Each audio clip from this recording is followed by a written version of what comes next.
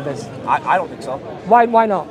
On what evidence do you have to establish that? In his universe, subjective universe, all the women are bad drivers. No. Stop listening. Stop listening. Look at F1. Look at F1. Stop listening. Hang on, oh my God! Don't go down there. F1. F1's not driving. Don't go down there. F1 has all the best male driving. If a female was that good, she would join F1. She's not because she's not better. Because that's driving. That's driving. You don't understand that in F1 that the best drivers are men.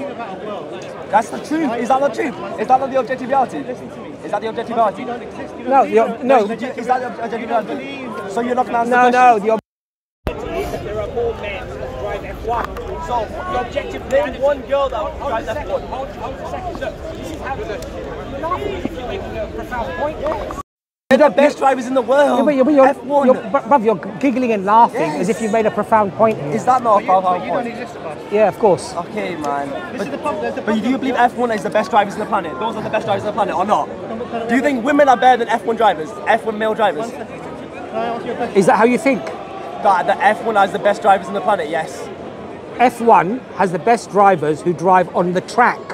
And is that not driving? On the planet. Does that mean that therefore men are better drivers than women? If you are both put in the same situation, a man and a woman, I'd have the person. So why do men have more accidents? Why are the F1 people the best? Why do men have more accidents? You're not going to answer my question, I'm not going to answer yours. F1 drivers crash all the time. This is my subjective reality. Do you understand what I'm saying with that? Sorry, women. I try to defend you, but sometimes you just can't defend women in front of some people. I don't hate women. Women are bad drivers, even though statistically they have less accidents. I want to protect women, provide for women. You want to protect women by telling them they're crap at driving. No, I'm just providing logical thing. If my woman came up to me and said, "Hey, can you drive my car? Drive a car," and I think I'm more stress resilient than her, so I drive my car and take care of her. I think that they are more emotional. But you're more likely to kill her in an accident, though. Of course you are. That's your opinion. That's man. The stats. The stats, man. And the F1 drivers are the best drivers. So if I'm a top driver, then I'm better than all the women. How old are you? I'm 21. How old are you? I'm 55. Jeez, you've been doing so well. I've been talking and contemplating on things for a while. It's interesting, isn't it? Doing all this shit. I suspect that as you gain a few years, that you may reflect on the conversation that you had today. And you may think differently. I hope you do, in fact. Unfortunately, I don't think you would change because 55 now, innit? Your beliefs are already set in stone, so there's nothing. Well, my beliefs may be set in stone, but they've come through experience and knowledge. Yeah, experience, personal experiences. And statistics and evidence. And believing that the world exists. And believing that the world exists, and believing that there are. And believing in I don't believe in illogical fallacies and fallacious arguments. That men are better drivers than women is illogical. I believe that things either exist or they don't exist. So men. I don't believe in this quagmire that lies somewhere between or around this concept. I don't believe in depression. Because you're not able to define it for me. What? The quagmire? No, you haven't defined whether something can exist or not exist, or there is another option beyond that. Well, I don't know. I haven't experienced it, so how can I say if it's true? What's that going to help me with my goals in life? Tell me how knowing that the universe exists will help me in my goals in life, please. If there is an objective reality independent of yourself, which is a condition that I hold there, whether you exist or not, this earth is going to. How's it going to help me? I'm going to tell you. Because you're not going to be crazy. So if you're not patient with the answer, unless your subjective reality you're in, but allow the other person your subjective figment of your imagination. I know that I don't really exist in your mind. But allow me. No, I'm seeing you, I'm talking to you, you exist for me, don't worry. Allow me in your imagination, because obviously your imagination controls the universe that you're in. Allow me to have that discussion. I will never get depressed, you will. Subjective again that you're making pain. No, there's proof in it, there's scientific proof that depression exists. How can a figment of your imagination get depressed? Because that don't really exist, right? I'm only existing if I'm in your reality according to your imagination. I think it exists. Are you sure? Yeah. How do you know? Because I'm talking to you. Talking to me that makes me exist? And when you're not talking to me, I don't exist. So if I stand behind you, I think you're a real person. If I stand behind you and you can't see me when you hear me, does that mean I don't exist? No. That's the point that we're making. No. That there is an independent. Because I know you're a real human. Because I've seen you. So independent of your personal subjective experience, there is a reality. That's the whole point. And that means if there isn't a reality that's independent of your personal subjective experience, you have to come up with a reason to explain it. Now, if it's everything now, only what I see and imagine and feel is real, my truth, then his truth is he's a fish, their truth is that they're gold. And that's what's happening now, isn't it? And that's the problem. Yes, but it's a double-edged sword. A lot of people go the other way, I'm going that way. Wait a second, it's not a double-edged sword. It is. Because one is because no one's believing it. One is delusion. They're both delusion. We're all believing. It's all delusion. Anyone who says they're a fish and anyone who says he's the most competitive person on the planet, that he will work hard, he will provide for his family, he will take care of the people around him, he will only believe things that give him strength. Someone who doesn't care if he gets depressed or not, I do not give a shit. I am in a more competitive environment than you guys, right? I'm 21 years old, and if I'm saying I will never get depressed no matter what happens, my mother could die, my brother could die, I'll be like, okay, I still got work. They're not real in your imagination. Oh, they are real. They're not real. Shall I tell you why they're not real? Yo, you've been saying the whole time that this is real and this is not real. You don't even know how I think. That's the point that you're making. You don't believe that Mount Everest. I don't think you know how you think either. I haven't experienced it. I just don't believe in objectivity like you. Yes, that's the whole point. If there are no objective realities, then everything is a subjective reality. It is because he believes in depression. That's the point. Forget depression. That's the point that we're and making. I don't believe in depression. Is that That's true? the point that we're getting to. So if there are no objective realities, then everything is a subjective reality. So what is it subject to? You said my consciousness and my experiences. You disagree with that? What's that subjective, my consciousness? What is the reality that is subjective that you have, that you believe in, the subjective reality that exists?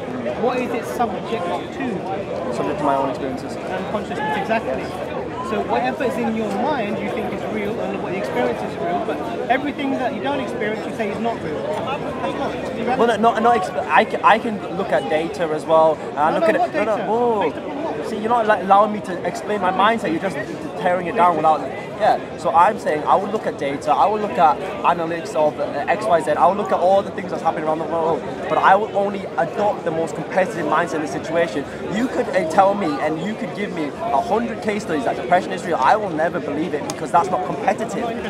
Yeah, but I am because that's a subjective reality. Let's get to the reality of this thing now. So you said that whatever you experience in your consciousness is what exists. Everything outside of it doesn't exist. Anything I choose to believe. Okay. I can choose to believe. I can choose my beliefs. So if you want to believe that nothing is real, then there's nothing. I don't believe that. You said the only things that exist is what I subjectively. What I choose to believe exists. Like depression doesn't exist for me, but depression exists for you. Okay, that's fine. So when the truck that you're not seeing and hearing runs you over flat in the road, it's not in your subjective experience until it hits you, and then it becomes an objective reality. If I've seen it, then yeah. You've not seen it. The So- one that comes and catches you unawares. Yeah. Because you're saying only what is in my awareness is real. So when something that's not in your awareness, like the truck that comes and runs you over, then where is your competitiveness? I'll tell you where it is. It's flat on the road. Flat on the road. You've got zero competitiveness. Because right, you live in a delusional bubble that whatever is my subjective consciousness is real. If that's the case, then that means that you are vulnerable to the realities of the world. What are the realities of the world that I'm vulnerable to? That truck that's going to run you over that you're not aware of in your consciousness. So you being objective wouldn't run it over? That sniper 200 meters away, who's got his gun pointed that you're going to shoot you, but it's not in your consciousness that is real, you're vulnerable to that. How are you not vulnerable to the same thing? I'm telling you, I'm explaining it to you. Yeah, please explain. How are you not I'm vulnerable? talking about your mindset. No, but your mindset would be the same. If a sniper's trying to shoot us, it doesn't matter if we're objective or subjective, we'll both die. In your reality, that sniper doesn't exist. Bruv, until I die. And then I'm dead. Then you're dead, it's too late. In my reality, truck existing is a possibility, the sniper existing is a possibility. 1 second. So it's something that if I'm in that scenario that I can be aware of and think about and react to, because I know that there are things that are real that are not in my subjective conscious experience. I agree. Yes, I do. Why not? Why not? Okay, let me ask you. Coming towards it, I'm not going to run on the road and say, yeah. So You're changing the. Hang on. Let me give you the paradigm. 1 second. No, you just gave him the paradigm. Let me explain it. You talked about the truck and you talked about the sniper. That's two paradigms. You just gave me two. Let me give you. Let me ask you the same You're question. changing what I've said. You just asked two paradigms, though. Listen to what I'm saying. I am. You changed the Let me paradigm. clarify. You said the truck that I'm seeing That's not what I said to you. So how would you react differently? I'm telling you now. Yes. I'm talking about the things that are not in your consciousness or awareness. Yes. You understand? Yes. That's what I'm talking about. Yes. You're saying that if that's not in my consciousness and awareness, they don't exist. Yes. That puts you at a competitive disadvantage. Why? Because you're not open to the possibilities of them existing. So I'm not open to the possibility that a truck can run me over. One that you haven't seen or experienced. Well, because it doesn't exist. So I would run on a road because I think a truck will run me over. You would die the same way as me. That doesn't make sense at all. Can you understand that? No, it wouldn't, and I'll tell you why.